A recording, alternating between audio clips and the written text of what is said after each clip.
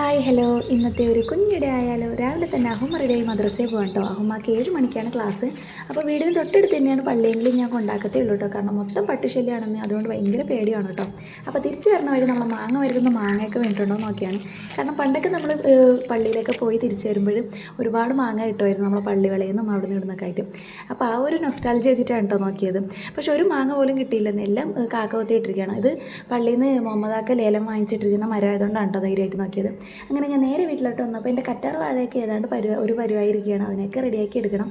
പിന്നെ ഞാൻ നേരെ തിരിച്ച് അടുക്കളയിലോട്ടാണ് കയറിയത്. അപ്പോൾ ഇന്നത്തെ സ്പെഷ്യൽ പുട്ടാണ് കേട്ടോ. അഹാമാണെങ്കിൽ ഇന്ന് പുട്ട വെച്ചതുകൊണ്ട് കുറച്ച് കലിപ്പിലാണ് കേട്ടോ. കാരണം കുറച്ച് ദിവസം കൊണ്ട് നമ്മൾ രാവിലത്തെ ബ്രേക്ക്ഫാസ്റ്റ് എന്ന് പറഞ്ഞാൽ പുട്ട് തന്നെയാണ്. അതുകൊണ്ട് ഞാൻ ഇന്നൊരു തീരുമാനം എടുത്തു, ഇനി കുറച്ച് ദിവസത്തേക്ക് പുട്ടൊന്നും വയ്ക്കേണ്ടെന്ന്. പിന്നെ ആ കുഴപ്പമില്ലാതെ അവർ കഴിച്ചു. പിന്നെ ഐനൂസിനെ റെഡിയാക്കി അവൾ മരുന്നും കൊടുത്തു. അങ്ങനെ ഐനൂസിന് 8:30 തൊട്ട് 10 മണി വരെയാണ് കേട്ടോ ക്ലാസ്. അങ്ങനെ ഐനൂസിനെ കൊണ്ടാക്കി തിരിച്ച് വരുമ്പോൾ ഇക്കാരുടെ സിസ്റ്ററിൻ്റെ പിള്ളേരും കൂടെ ഉണ്ടായിരുന്നു കേട്ടോ. അങ്ങനെ ഞങ്ങൾ എല്ലാവരും വീട്ടിലേക്ക് വന്നു. പിന്നെ ഞാൻ വിചാരിച്ച് ചോറ് വയ്ക്കാമെന്ന്. അങ്ങനെ അടുപ്പിൻ്റെ മൂടൊക്കെ വൃത്തിയാക്കി ചോറ് വെച്ചു.